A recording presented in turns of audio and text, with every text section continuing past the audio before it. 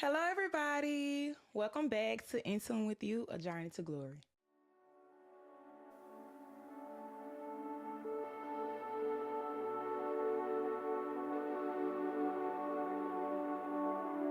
Hey, y'all. As you can see, we have a special guest today. Today, we got Deborah.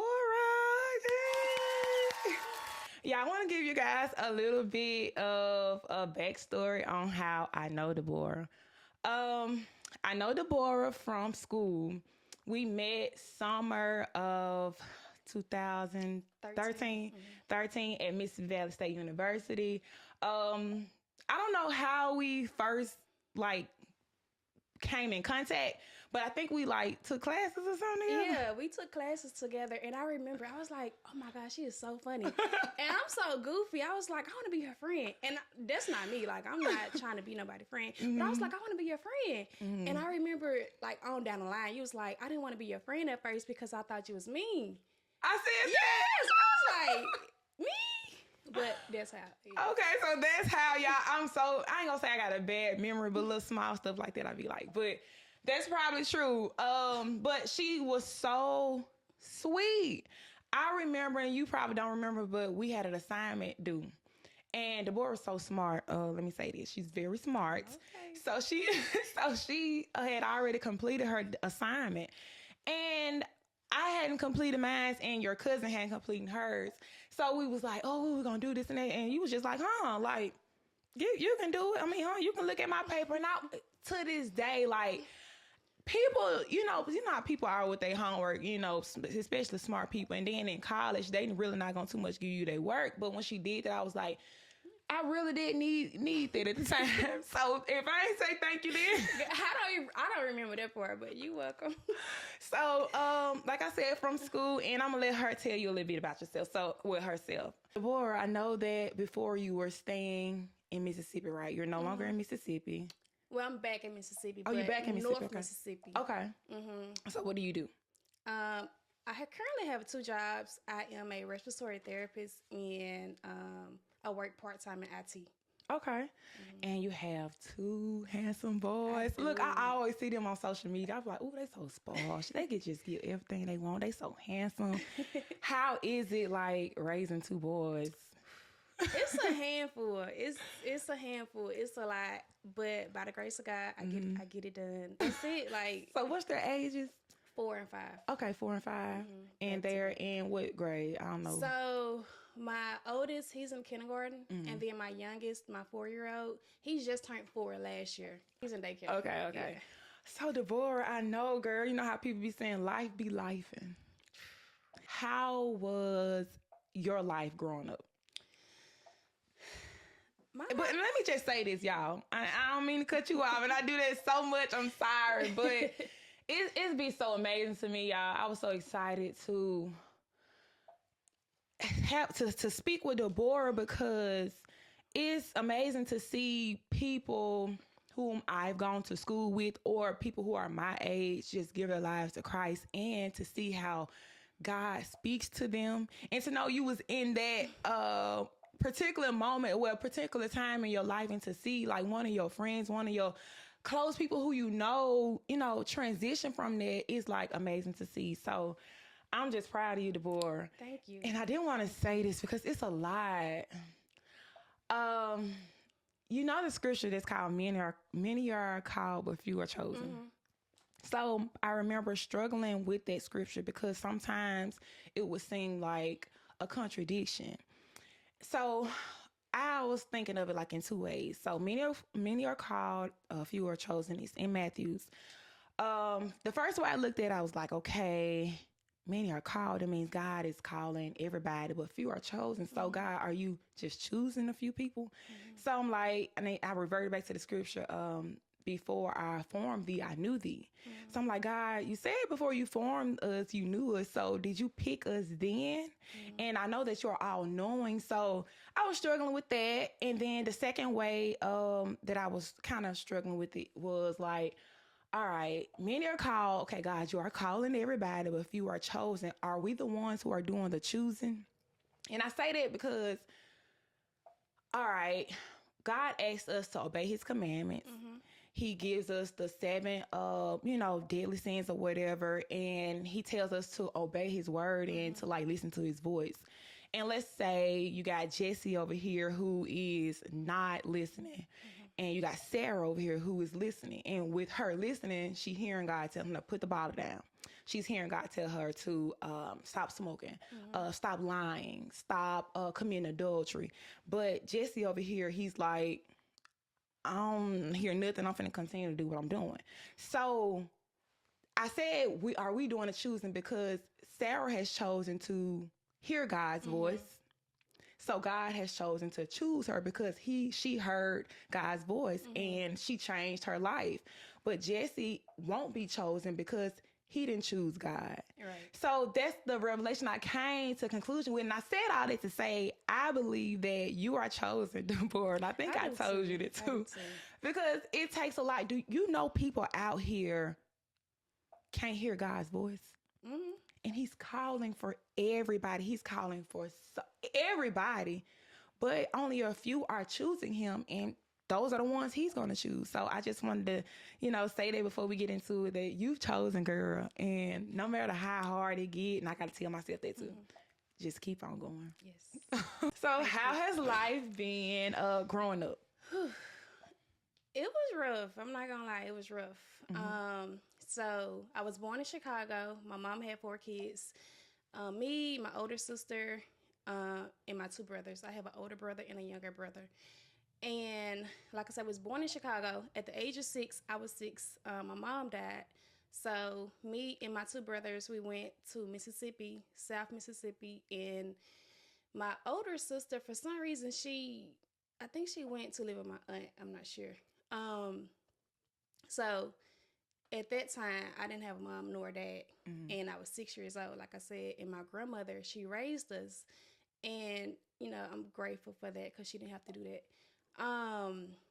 But it was rough. Like, imagine just growing up as a little girl, not having parents, you lacking so much.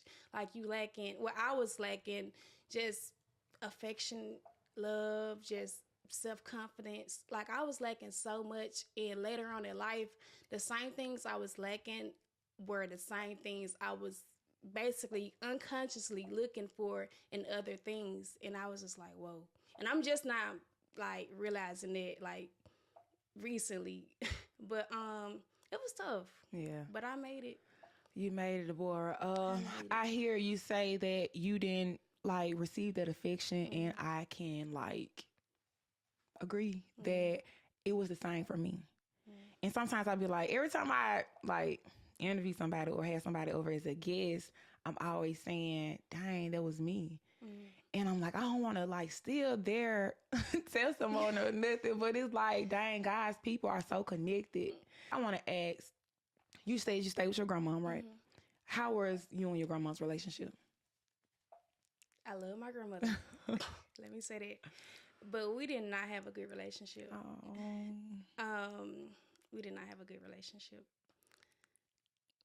That's all I can say. Okay, no. So was it just with you, or was it with the rest of your siblings too? It was with all of us.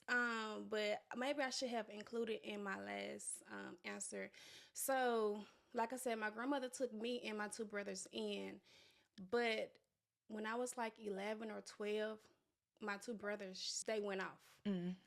My older brother went back to Chicago to live with his dad, and then my younger brother went to live with my sister. So it was just me. I think I was like 11 or 12, like I said. It was just me in the house with my grandmother. And it was still bad. Yeah. It was still bad. We just didn't have a good relationship. So with you guys not having a good relationship, did you develop, and with you not having your mom, your parents, did you develop any type of coping mechanisms, like even as a child or even growing up, did you develop any? So as a child, I had a healthy coping mechanism. I would journal. I would do that a lot. As I got older, those healthy coping mechanism or that healthy coping mechanism, it turned into something unhealthy. Really? Yes, I would. We'll get into that. Okay. But it turned into something real unhealthy. Okay, so I want to talk about a little bit about college life. So what did you go to school for? So I have 2 degrees. My first degree is in biology. I have a bachelor's degree in biology, and then I have an associate's in respiratory. Okay. You went to Russ, right? So this is a question I want to know. It ain't got nothing to do with nothing, but you went to Valley just for that semester? Yes, girl. I told you, like, my childhood, it was so rough, y'all. I made it. But it was so rough. I'm going to tell you. So the day I graduated high school, I was gone. Baby, I was gone. Like, the next day after I graduated, I was on Valley. I think I was one of the first ones on Valley for summer school. Baby, I was gone. I'm going to tell you something. The way you're explaining how your life was and just hearing it now, I didn't know back then. And looking at you back then, I would have never known. Deborah, you've always been so pretty. Thank you. You've always been so pretty. You've always been so jolly and so goofy and just so, oh my God, I thought you was just the spoilest thing ever. I thought you just had everything. So to hear this now, it's like shocking, honestly. God, baby. God. I don't know what else to say, because, Oh my God. So how was college for you? I know when you left, you left out the next day. Yeah, it's so funny. It's crazy how she went to Valley for a semester. We met. It was summer school. It was summer school only. Summer school. So that's not even a semester, y'all. That's a month, right? It was like 2 months. 2 months. That's crazy. But so how was college for you? Because I know that I went through a lot of stuff in college, and God was calling me in college. There's some stories that I'm talking about on my podcast. But how was college for you? Undergrad was so busy. I don't remember a lot. I had the same struggles as any other normal college students. Money, just same little problems every other college student would have. But I was so busy because I was going to school full time. Then I had a full-time job because, like I told you, I didn't have a lot of support. So that's all I did in school. I rarely went to parties. I really just hung out. I was just so busy to the point where that's all I did. And then, like I said, I do have 2 degrees. So after that, I was, like I said, I was working while I was in school. I was working at a warehouse. And after I graduated with my bachelor's degree, I was still working at a warehouse. And it took me 6 months just looking for a job. And I was like, yeah, I can't keep doing this. So I went back to school. Okay. And I went back for respiratory. After that, I finished school. I got in my field. Then I had my first child. And shortly after, I had my second child. And that's when life started. That's when it really started. That's when it started. Yeah. Same for me. I thought I was going through it in college, child, baby. College was a breeze. Telling you. Baby, as soon as you walk across that stage, you're like, yep, let's go. It's time to get with it. So what are some challenges that you faced after you graduated college? Whew. So, like I said, I had healthy coping mechanisms when I was younger. But as I got older, I started to drink. And it was cool at first. I was drinking in a healthy amount, in moderations. It wasn't too bad. But life kept on life. And my drinking had got heavier, and I would just drink more often. And it was also a cycle I started to repeat. So, like I said, being raised with no parents, I would find that everything I was missing from the lack of parents, I would find that in other people. And it was just a cycle that kept on repeating.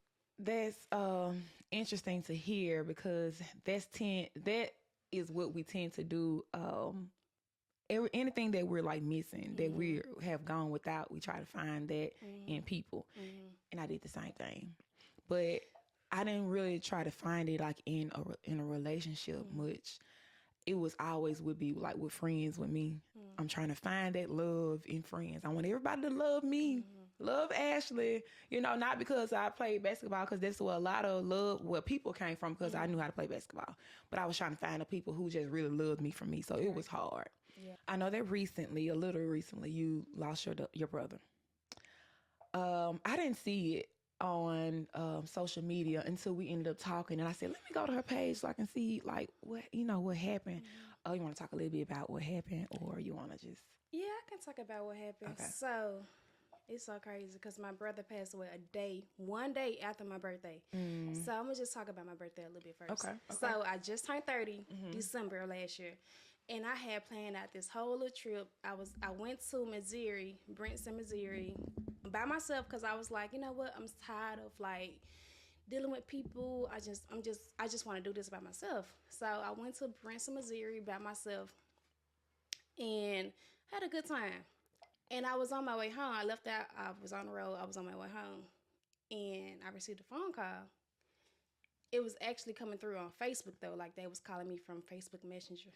So I was like, it was my brother and aunt, and I was like, she don't really just call me that often. But I was like, my birthday was yesterday, so maybe she's just calling to wish me a happy belated birthday.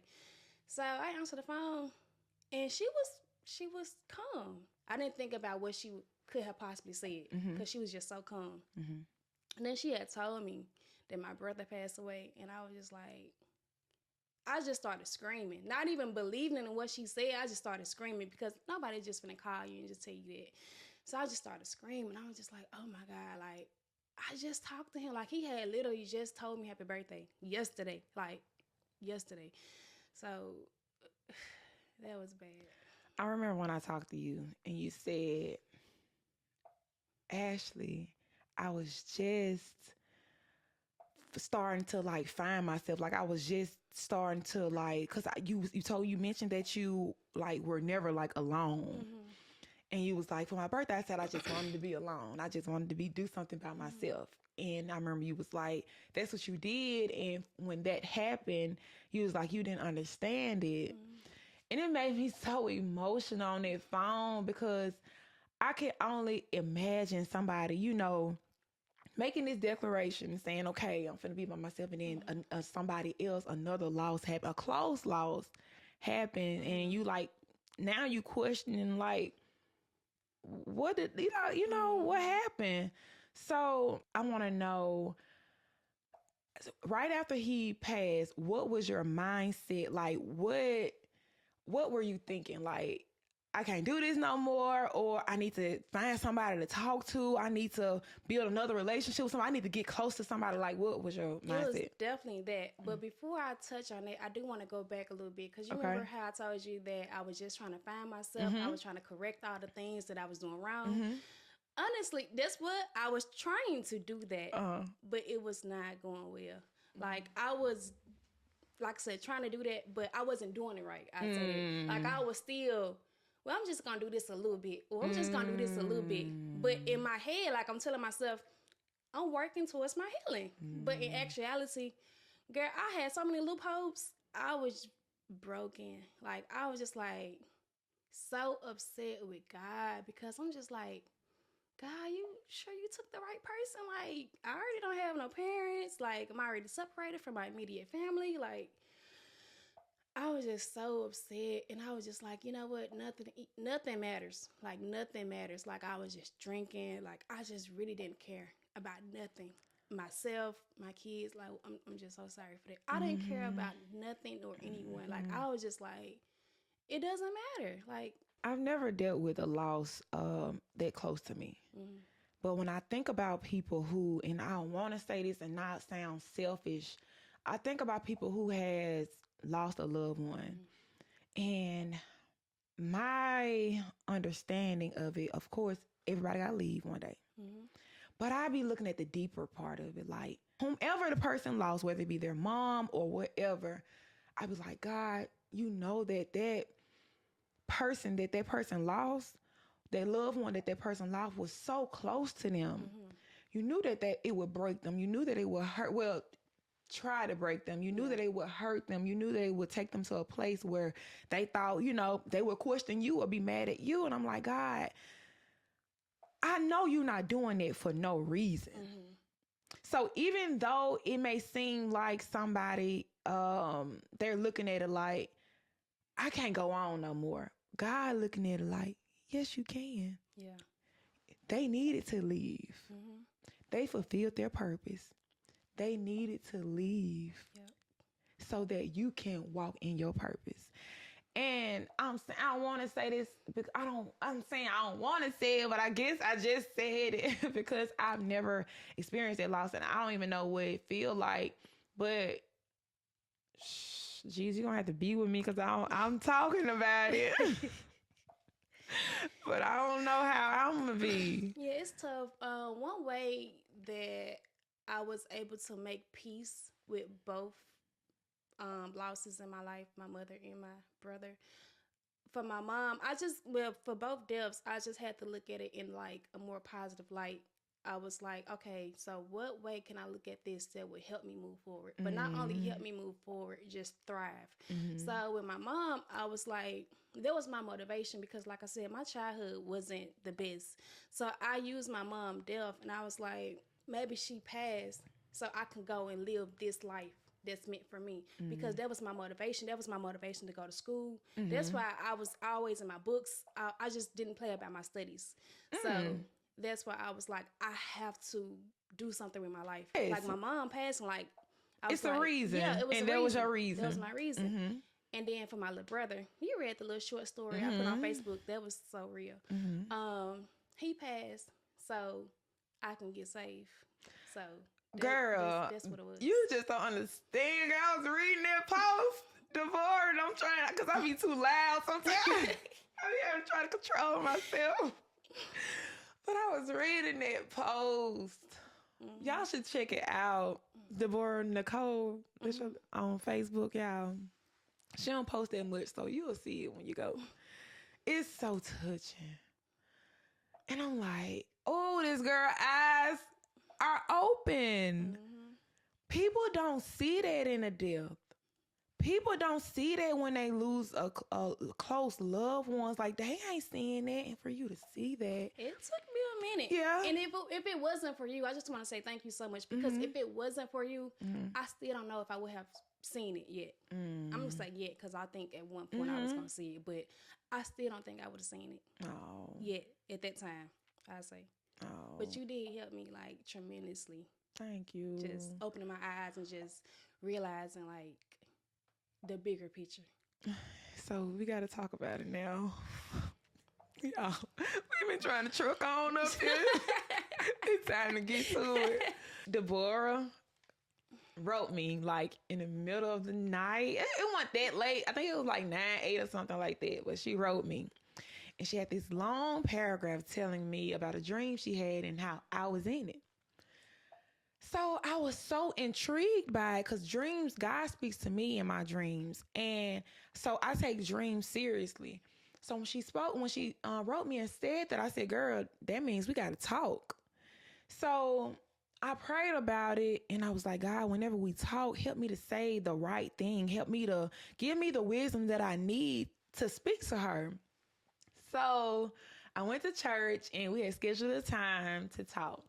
Keep in mind, it was Sunday and that Friday or that Saturday was going to be the 21st. And that was going to be my first episode of my podcast that I was going to drop. So we scheduled a time to speak and we ended up being on the phone. So I had to FaceTime her because I'm like, when something go on like that, we can't be on the phone. We gotta look at the facial expression. So when I called her and we was talking and it's like I'm saying, let me talk to you. You like, I'm right here, babe. What you got to say?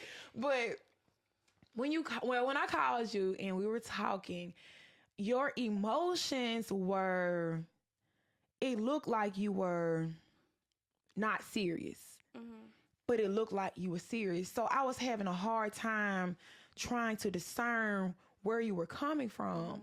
So I'm like, in my head, I'm like, God, I don't know what's going on. I said, I know. And I had just spoke with somebody that was like, Ashley, be careful because, distractions will come in and the enemy will send people and this and that. And I'm like, that's not her, though. I still kept having in the back of my head, like, that's not her. But it still was like, you never know. So I'm like, and then of course we haven't talked like that. Like we like social media best friends. Right. Like when we don't see each other, like we gonna talk to each other on social media. So I was like, I'm listening and I'm looking at you and I'm just trying to listen to what you're saying. I'm trying to match it to your emotions and match it to you. And I'm like, it's not matching. Oh my God. In my head, like, please, Jesus, help me not to look at this fleshly. Help me to look at this in the spirit. So I started watching and looking and listening again. And I'm like, wait, this girl is really going through something. So you still kept on talking. We're going to talk. We're going to get to the dream. Just hold on. I just want to tell y'all what my thoughts were as we were talking. You was just talking. And I was like, okay, she's really going through something. Then I ended up saying something. And then you was like, and you just like broke down crying. Yeah. Oof. And I was like, this girl needs some help. Yeah. And I put whatever that voice, that devil, I said, devil, you a liar. I'm finna help this girl. Yeah. And you started telling me about, the dream. So I want you to tell them a little bit about the dream. You can go as deep as you want. You don't have to, however you want to do it. Okay, let me dry my tears. Oh, wait, let me get this. Ooh. I went and got this for you. Thank you. I always have tissue here, like rolling tissue. But I said, let me get Kleenex for her. Look, you got to know, when I first stepped in the room, that's the first thing I pointed out. Because I was like, where is it? I'm going to need it. So that night, I had about 3 dreams. I forgot one of them. But my first dream, it was about, I don't know if I should tell. It's whatever you want to do. Okay. So my first dream, I feel like God was speaking to me about someone in my life. Okay.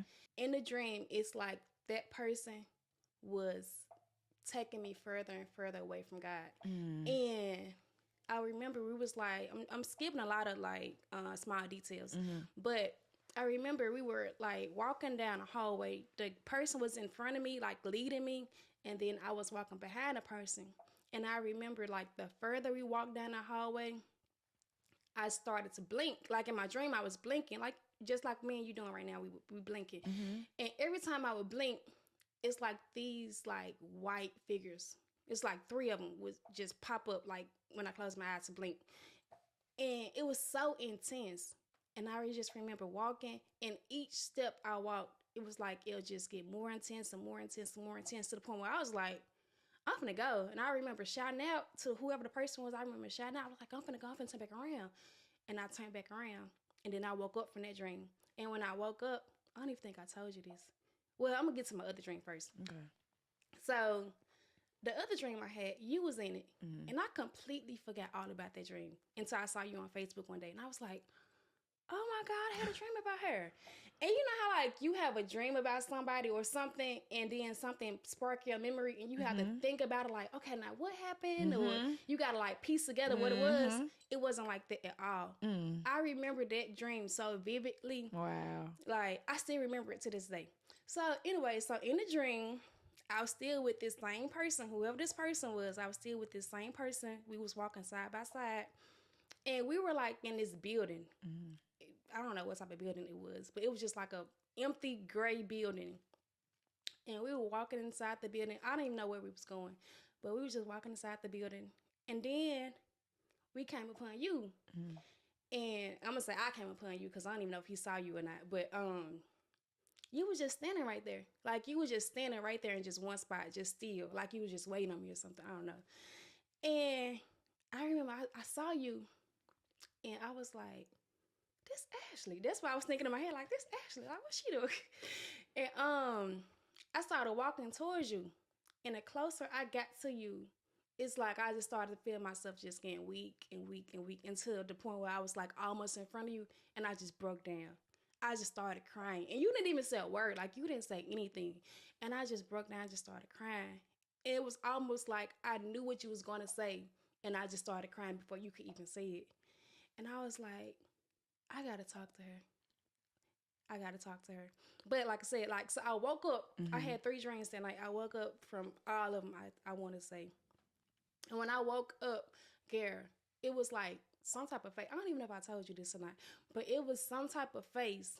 I'm in real life now. Okay. Like I woke up in real life. It was some type of face just like this right in front of me. Oh, you told me. Right in front of me. And I was just like, I jumped so hard. And I remember I turned around in bed and I tried to go back to sleep. And I still didn't know what that face was until I talked to my aunt. And I was like, yeah, it was like this face. It was like a x-ray looking face or like some type of face or whatever. And she was like, a hollow face? I said, yeah, like a hollow face. My mom was like, how you know? But I was like, yeah, like a hollow face. And I never did ask her anymore about that. But yeah, I had woke up that night from all those dreams. Girl, it feel like you just telling me all over again because it's like, of course, like I mentioned, I said, I got to talk to her. I got to talk to you. And I don't want to get too much about what I said about that dream, but from me, it felt like I needed to talk to you. And I felt like whatever needed to be said needed to be said right then and there. Like it couldn't wait no longer. And it's funny because she told me that she told 3 different people that dream and they didn't interpret it right or they didn't know what it meant. And when I ended up telling you about what I thought it meant, you was like, that makes so much sense. And I remember we was on the phone, you found out a revelation in me saying it. I don't remember what it was that you said, Deborah, but tell me how you did tell those people and they didn't understand it. So I didn't even understand, to be honest. Like, I'm just thinking, like, it's just a dream. Like, we all had dreams. Like, it's just a regular dream. But it was just something about that dream that I couldn't let go because I had the dream, I want to say days after I even had text you about it. But like I said, I just really didn't think too much of it. So I was just talking to different people about the dreams and we just talking about it and they were just like, so what it mean? I'm like, I don't know. Like, I don't know. So like I said, something about it, I just could not let go. So that's when I text you and we talked. And when you had told me, I forgot what you said about the dream, but when you had said it, I just burst out crying because I was like, I told this dream to like 3 different people and it did not make sense. But when you said it, it was just like a light came on. Like it just made so much sense. Like I was just like, oh my goodness. And that's when you broke down. I remember that you was like, Ashley, I told this dream to so many people and it didn't make sense. Oh, thank you, Jesus. Thank you, Lord. Thank you, God. It's to God be the glory. I'm so glad to have been there for you in that moment, girl. That feels so good. Yes, I'm telling you, you are a part of my testimony because if it wasn't for you, girl, I probably still would have been just somewhere just not caring about life at all. I love you. Give me a hug, girl. You don't understand how much I love you, Deborah. So what were some changes that you made after we got off the phone that night? So immediately after, none. Like, I heard what you said, but it was like, well, I'm going to just tell the timeline. Okay. So we got off the phone. You told me to pray. So I prayed. Oh, yeah. Oh, so yeah, I want to say this because I say this now. What I told her, I say it now to so many people, especially when they want to, they need help with something. So my question to them is always, did you pray? And do you pray at night or something like that? And sometimes I'm going to tell you what Deborah told me. So I said, Deborah, do you be praying? And she said, I do, but it's like, I'm trying to talk like you. You said, I do, but it's like when I start praying, this is her saying this. She was like, when I start praying, it's like, I don't know, I don't have the words to say anything, or it's like, I'll stop right in the midst of me praying. And I said, Deborah, that's the devil. Because anytime he gets you to not say anything, he know God, I won't say God can't move in those moments, but when you say it, God got to come right in there. Like, he's like, some stuff going to move when you open your mouth and talk to him. Especially if he's calling on you and you never call on his name. So when you finally do, he know he going to move. So I was like, that's the devil. So I use that now. I was like, and when kids or somebody, I say kids because it be my players mostly, they come to me about help and I just ask them to pray. And I'm like, you got to speak. You got to say something, even though it may be hard, even though you don't even know what to say. You're right. Just tell him thank you. Tell him you love him. Just talk to him so he can see it. I think she wants to tell you guys about it. But the night that, I did tell you to pray. Was it the night that you did pray or was it, okay? It was the same night. It's the same night. I was like, just pray the Lord, just talk to him and let him know what's going on. We're kind of, we still kind of like babes in Christ a little bit. But she did end up talking to God that night, and maybe one of our fellow sisters in Christ or brothers in Christ can help us out with this one. But she prayed, and she spoke to God about different things, and you can tell them a little bit about. Okay, so I went in my closet and I just started praying. And for the first time since my brother's death, I was able to speak. I was able to pray. Because when my brother first passed, either I just didn't want to pray because I was so upset with God, or when I tried to pray, it just was like I start talking and my mind just go blank. Like I just couldn't say anything. So when I got the phone with Ashley, I went and got in my closet and I just started praying. And I was so sincere, and I just prayed and prayed and prayed. Then I got out my closet. I went, turned my TV on, turned on some gospel. And I was in my phone. I remember looking at something in my phone. And y'all, I looked up from my phone. And the way my bedroom is made, it's like the room. And then it's like a little small hallway that like leads outside of the room. So like I said, I was in my phone. I was looking up something in my phone. And I don't even know why I looked up. But I looked up and brace yourselves. I looked up and I saw a white floating figure. I'm going to say a spirit because that's what it was. I saw a white floating spirit. And like I told you, it's like a hallway like leading out my room. And I only saw it for like 3 to 4 seconds. And it was just moving so slowly. I looked up, I saw it was just floating along to the point where I couldn't even see it anymore because like it was like a hallway. And I was just like, I was stuck. I didn't know what to do. I was like, I knew what it was because just TV and just what some things are. But I was like, I cannot believe I just saw that. And then mind you, I literally just got done talking to God. Mm-hmm. So I was like, what was that? What was it? Like, is it like my brother just transitioning over? Is it God showing me that he's real? Because one thing I did pray about when I was in my closet, I told God, I said, God, I'm going to give my life to you when I can feel you. I said, but God, I do want to feel you because, like, I don't want to go back on my word and then, like, think I'm ready to give my life to you and then be like, well, I don't know. So I told God, I said, I want to feel you.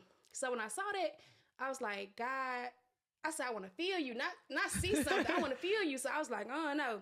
I called my friend. And I told my friend, and she was like, girl, I believe you. And I still really don't know what that was or what he was trying to tell me or... Deborah is like a seer, I believe, because you said that you saw that face in front of you when you woke up that day. Did. And you saw, that spirit or that figure. Mm-hmm. I can't even put it together because I won't say I don't see those things yet, or like that's not what I'm operating in. I don't know, but it's like, were you scared in that moment, like frightened? Or were you scared, like, I know it's something, but I'm interested, scared? It was like, I know it's something. I was scared, but it wasn't like, I gotta go. Like, come on, y'all, let's go. Let's get out this house. It wasn't like that. It was like, I was scared, but I was like, I was calm. But I was scared, if that makes sense. Yeah. But it wasn't to the point where I was like I said, but yeah, I was calm. And I think with it being like that, I feel like the devil want to frighten us and scare us any chance he get. And for you not to be like, I'm finna get out of here type of scared, I feel like it was like God's presence. Yeah, because it was really calm. Like, it was just floating, it didn't say anything. And it was like the back of the figure. Because I was like, everybody don't see this. Like, girl, yeah. That thing would have nonstop.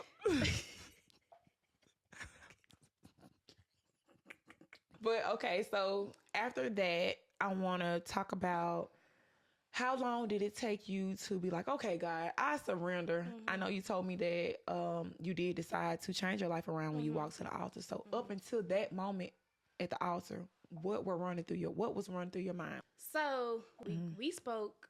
I got off the phone. I prayed. I saw what I saw.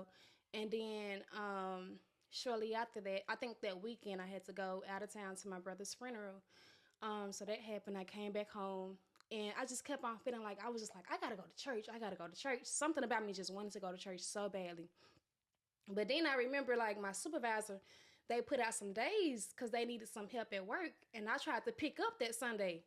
Yeah, I'm just like, waiting around trying to see if they gonna let me pick it up. And I'm just like, why she didn't text me back yet? So anyway, they finally texted me back and was like, I can't pick it up for whatever reason. I'm just like, that's odd. But anyway, so I went to church instead because I was like, you know what, God, I'm just going to take that as a sign. You want me to go to church? So I went to church and I enjoyed service. That was my first time going to that church. It was time for the pastor to open the doors of the church. And, he asked some people if you want to come up, get saved and all of that. And I'm just sitting still because, mind you, I told God, I want to feel you. So I was just sitting right there. And nothing happened. Like, I didn't feel anything, nothing. And they still waiting on somebody to come up. And at this point, I just started crying because I'm like, I know I need to go up there, but I'm waiting on God to feel God. But I was just like, you know what? I'm just going to go. Like, I'm just going to go. So when I got up, it's like I was in and out of that moment. I remember I got up from my seat. And I started walking. And as I was walking, like, I just started crying. And I don't remember, like, I know I walked up there, but I don't remember just doing it, physically doing it. It's like my body was there, but, like, my soul, my spirit was, like, I don't know. As I got close to the altar, it was, like, a couple of ladies standing up there. I cannot tell you how this woman looked, how tall she was, how short she was, none of that. I just remember feeling like I just, yeah, because I was just crying so much. You know how you cry so much and somebody asks you for a hug or something, you just break down. I just remember breaking down. And I still don't know how that woman looked. Well, I know now, but at the time, I didn't know how she looked. And another thing was when I got up from my seat, the church was full of people. When I got up from my seat, it's like the whole church just blurred out. Like, I didn't really see anybody. It was just me. I had an encounter like that. I talked about it in, I think, episode 2, I believe. But when the lady came and she spoke to me, and I had just told God, like, God, speak to me. And when she did, tell me what God said, it was like, I always see people, like, fall out and be in the spirit. But it's like I always had that question, like, do y'all really be falling out? Or do y'all just, girl, they really be falling out?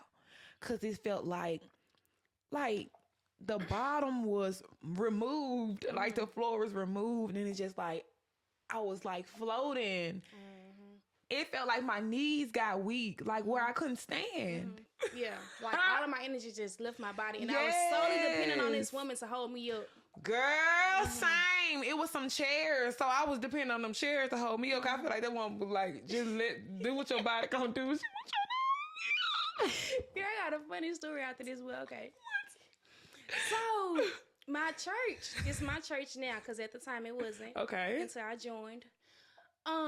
They do these Facebook Lives. And I remember I was just scrolling on Facebook, and I realized, I was like, they recorded last Sunday service. So I went back. I was so anxious, and I was scared because I was like, oh, my heart beating fast. To see you? Yes, to see me.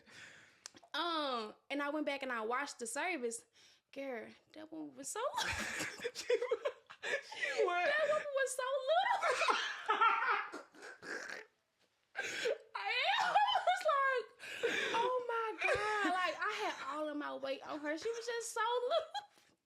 Baby, she was holding me up. She was holding you up. She was holding me up. Girl, you think them little folks be having some strength? Okay, so when in that moment, did you tell God yes in that moment, or was that just like an encounter that you had with God? Like, did anything change after that? Because I know, child, I had already given my life to Christ, but I had still been asking God for just to have an encounter with him. So I was saved, but so when that was my first encounter that I had with God since being saved. So when that happened, I was like on a high. Yeah. It was like, ooh, child, I feel like can't nothing go wrong with me. Like, so afterwards, I just remember, because it was just me, I didn't have my kids. I got in my car and I was like, wait, I feel good. But I also remember, like, okay, what's next? Like, what do I need to do? What do I have to do? Where am I right now in this moment? And I remember I was at work and it was towards the end of my shift. And I was on TikTok, and I came across this video. And normally, if I feel like a video gonna be too long, I just... But I didn't. Mm-hmm. I watched the video, and this woman started talking, and she talking, and I'm relating. Like, everything she said, I'm like, because, like, the same thing was applying to me. But the thing was, she was speaking in her past tense, but that was my present tense. So the same thing she was saying that she had went through was the same thing I was going through.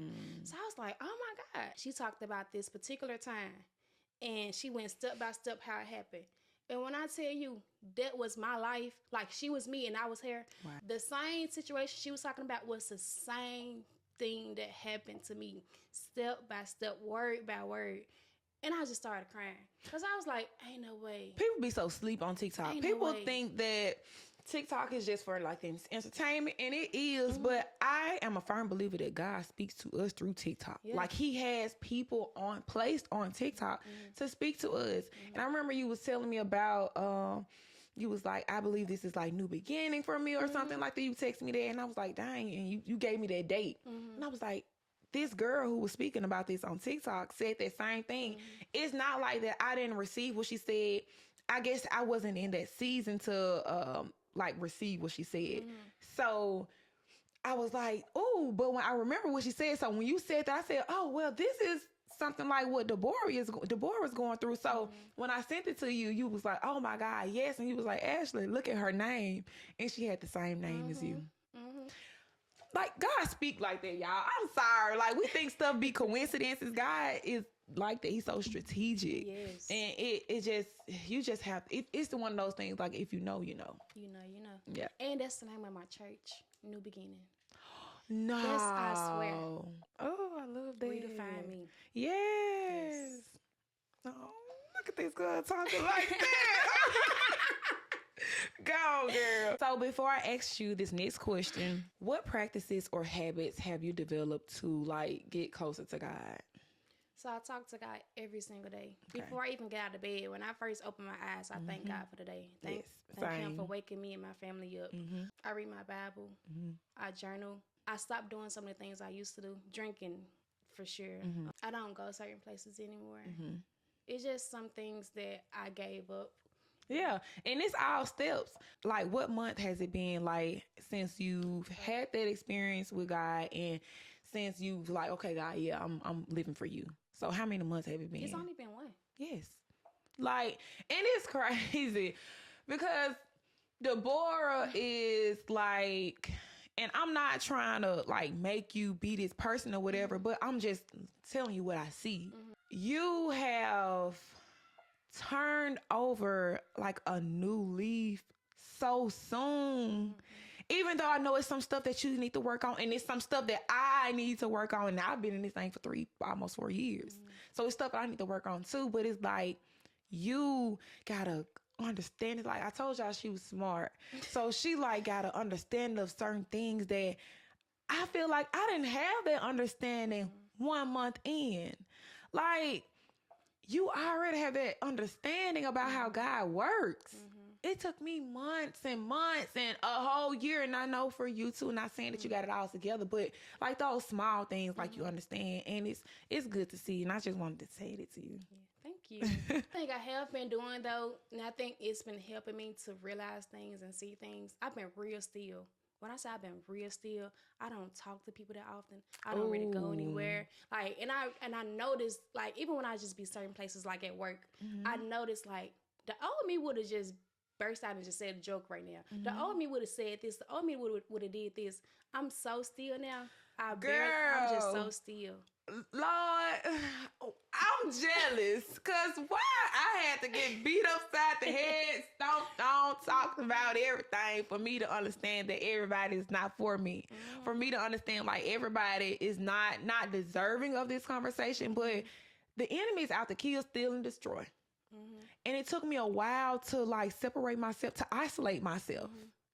And I still was trying to do it my way and still like be that talkative Ashley. I still am that, but it's like I'm more careful about who I'm talking to. Yeah. and who I'm around and who I'm associate myself with. So for you to like already have that, you know, it's like, God, okay, then I still, I'm glad it's okay. But I do think it's my brother's death have a huge part to play in that too, because like I said, like since his death, like life, I just look at it completely different now, and that by itself isolated me.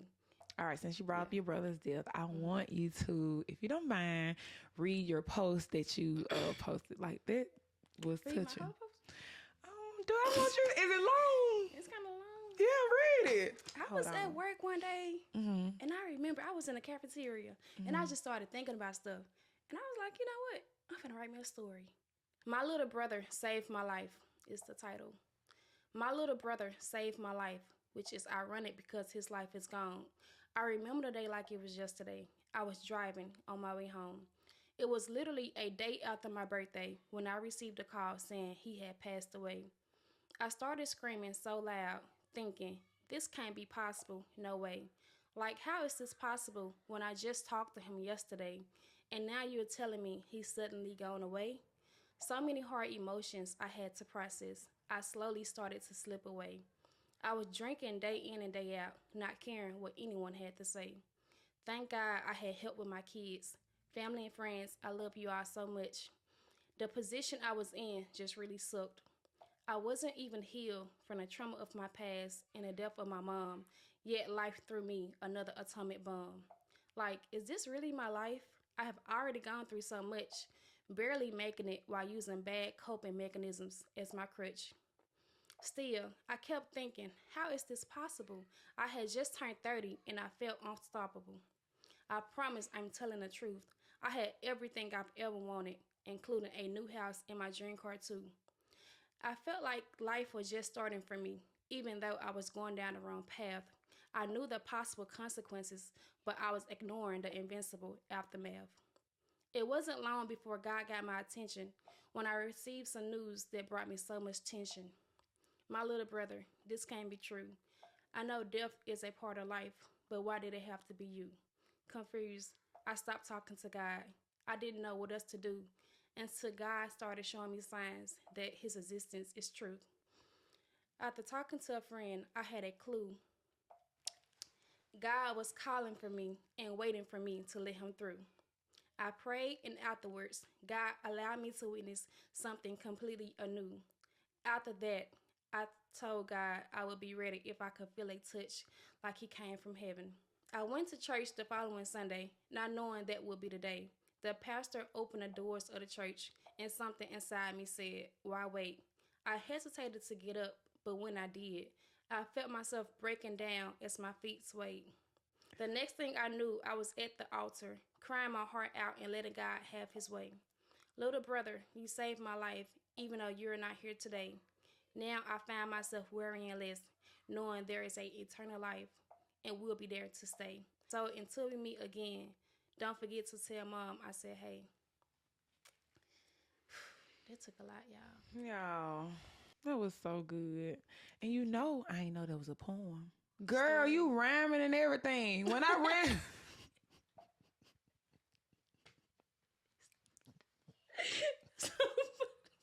You was just reading straight through.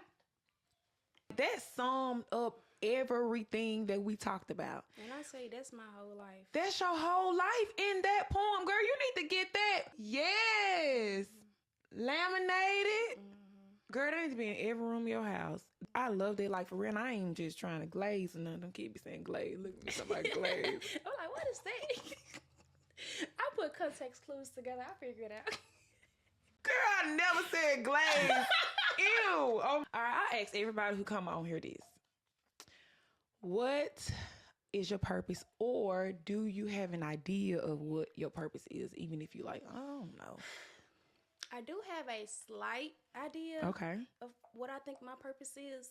I do feel like it's going to involve me speaking up. And I only say that because when I went to the altar and gave my life to God, girl, I grabbed a mic. Well, I kind of asked for the mic and I spoke. in front of church. That's not like me. That's not me at all. I said that to say whatever it is, whatever my purpose is, I do feel like it's going to involve me speaking up. It's always I'm sorry to cut you out. It's always like the opposite of what we see ourselves as. Like somebody might be like, I'm not good at speaking in front of people. That's exactly what you're going to be doing. Yeah. I believe it too. I believe it. I'm not there yet. I'm still working on it. What advice would you give someone who may be struggling to give themselves to Christ, or who have gone through some of the similar situations like throughout your whole life? What advice would you give them? That may sound so cliche, and I really apologize, but please give it to God. We be trying to fight these battles. That's not even our battles. When I gave my life to God, when I tell you, I immediately felt He's not done with me, but I immediately felt so much relief. It was just like, I paused and been did that. Just give it to God. It's so worth it. Like, I was like, at first, before this incident happened with my brother, I always contemplating on getting my life to God, but I was like, I like to drink. I like to go out. I like to do this. I like to do that. I'm not ready for that yet. But when I tell you, I don't even have those desires anymore. I don't even want to drink. I don't even want to do half of the things that I used to do. So just give it to God. I love that. Deborah, I just want to tell you thank you so much for coming on. You know that I love me some Deborah. I love me some Ashley. And I hope that, I know that we're going to stay in contact. I always tell you, don't be scared to text me. I don't care what time it is. And I know that, child, you got some wisdom in you. And I'm going to be sure to text you as well, or call whenever we having anything going on in our lives. I just want to thank y'all so much for tuning in. I pray that you guys have been touched. I pray that you share, you comment, you like, you subscribe, and continue to go on this journey to glory with us. See you next time. Bye.